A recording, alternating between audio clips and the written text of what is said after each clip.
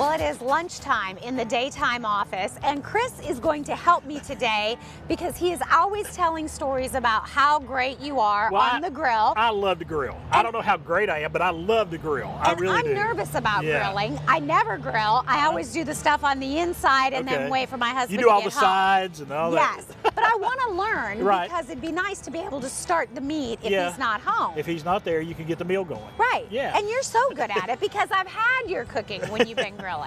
The big thing is, first of all, start with a great piece of meat, okay? A shout out to our friends from Food City. They have amazing meat in their meat department. I went by Food City yesterday and I picked up a really nice ribeye, okay? This is the ribeye right here. Got the marbling in it. And I also picked up 2 beef tenderloins or filet mignons, whatever you want to call them, okay?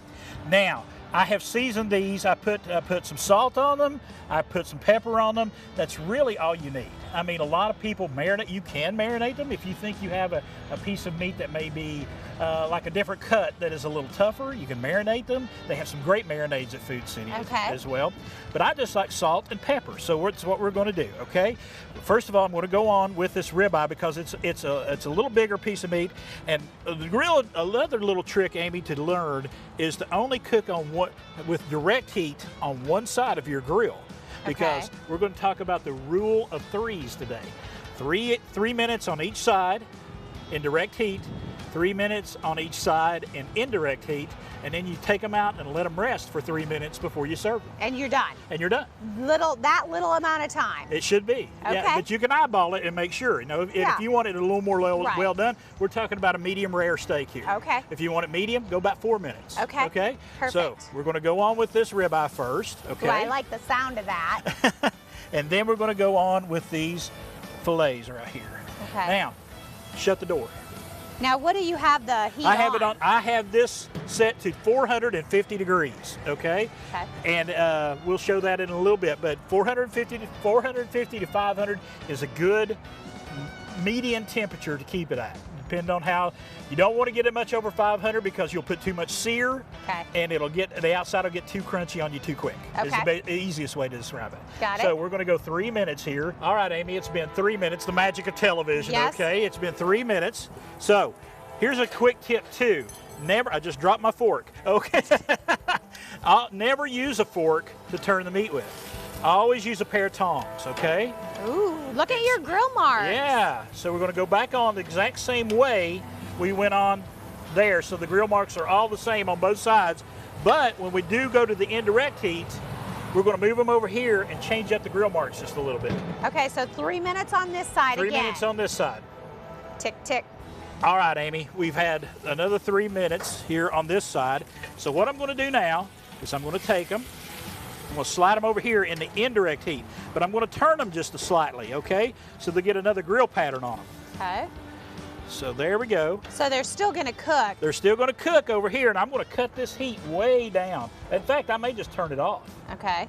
And just let that residual heat, and then another 3 minutes on that side, another 3 minutes on the other side. All right, Amy, we're ready to take these out and let them rest. And here we go. They look nice. I'm going to take these tenderloins off first. Okay. There we go. And then the big dog. That is a big one. There you go. Got it? Look how juicy. Oh, yeah. And we're going to talk about that real quick, a little science behind that. You're going to say, well, Chris, it may be red, that juice, when it comes out. And some people think it's blood, but it's not blood. You don't have to worry about that. You're not eating blood when you let these rest. It is a chemical, a protein chemical in meat, in everybody, in all muscles. It's called myoglobin, and it won't hurt you at all. It's supposed to be there. Okay. Okay, it helps transmit messages from the cow's brain to the muscles in its body. And so that's what's coming out right there, as you can see right there. Now, all you got to do, Amy, just let this sit for another 3 or 4 minutes, and then you're ready to serve. So you got to just be patient. Don't just cut right into it. Yeah, a lot of people will just take them right off, and they just want to get right in there. And I understand because it smells amazing. It smells so good. But salt and pepper, good piece of meat, 3 on side, 3 on a side, indirect heat, let it rest, perfect steak. I can't wait. You know what? I got some sides so we can have a little lunch picnic. I think we're eating really well today. I think we're eating really well today. I love having, you know, the unofficial beginning of summer. got to have a good steak to celebrate. Well, and now I know how to turn on a grill and get our meat started. And we actually went through that. Remember, a lot of grills are different. Usually you just turn on one side where it says, there'll be a little signature thing right here that says high flame. Turn it on right there, hit your igniter button, you're ready to go. Ready to grill. Thank you, Chris. I learned a ton. I enjoyed it. I always enjoy getting a hold of the grill. I always enjoy getting a nice steak. Oh, you got 3. A little bit of both today. All right.